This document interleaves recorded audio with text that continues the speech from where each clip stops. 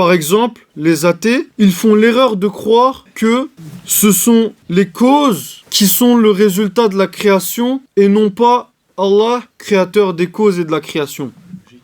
Les athées, les frères, ils vont dire quoi? Quand on va faire un débat avec eux, en prenant l'exemple d'une pomme qui va tomber d'un arbre, ils te répondront que c'est la loi de la gravité qui a fait tomber cet arbre et qui l'a attiré, voilà, vers le sol. Alors qu'en réalité, cette loi-là n'est qu'une cause. Et en elle-même, elle n'a aucun pouvoir. Par exemple, si je dis « il est interdit de fumer à l'intérieur de la mosquée », c'est une loi. Je mets un panneau « interdit de fumer » à l'intérieur de la mosquée. Mais si cette loi-là, elle est uniquement inscrite dans un panneau et qu'il n'y a personne pour l'appliquer, est-ce qu'elle peut être fonctionnelle? C'est-à-dire que si quelqu'un fume à l'intérieur de la mosquée, à côté de ce panneau, mais qu'il n'y a pas de policier ou il n'y a pas de personne chargée d'appliquer cette loi, peut-elle, cette loi, elle-même, tout seule, empêcher cette personne de fumer sa cigarette? Elle pourra rien faire parce que cette loi-là, en fait, c'est qu'une cause, en fait. C'est qu'une science inscrite sur un tableau. Elle n'a pas de pouvoir en elle-même. L'erreur que font les athées, c'est justement de penser que lorsque la pomme touche le sol, tombe par le fait de la loi